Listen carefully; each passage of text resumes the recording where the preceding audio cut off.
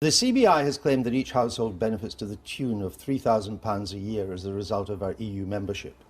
Independent observers have condemned that as a dishonest figure. Do you still stand by it?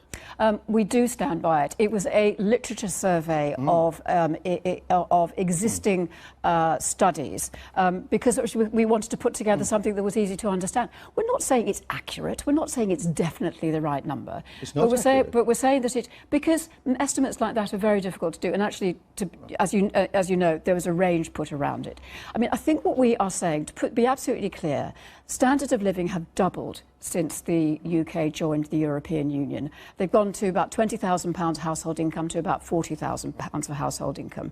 We are saying that a proportion of that has been as a result of membership of the European Union, and that independent studies would support that. And you're right, you did no original research for this at all. No, we never claimed to. I understand that, I'm explaining to our viewers. You simply did a survey of research papers. But it turns out when you look, actually you cherry-picked those research papers that had pro-EU conclusions. That is not Well, you true.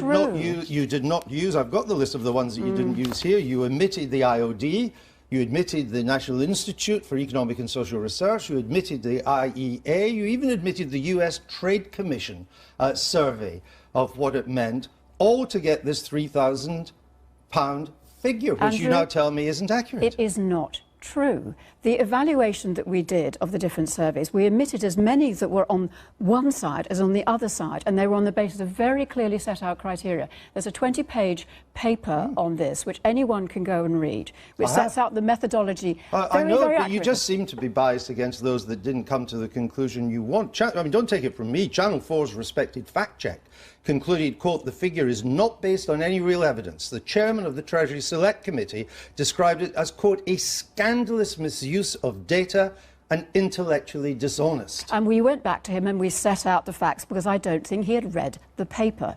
It is not intended to be anything other than an assessment of consensus views over the last 10 years. Just not, I mean, there's nobody more consensus than the National Institute of Economic and Social Research, but you didn't include that. The House of Commons Library did include these and gets a different result.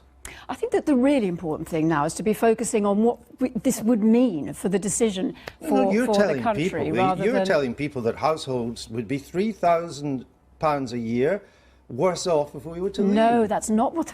Or you're saying that we're £3,000 better off by remaining.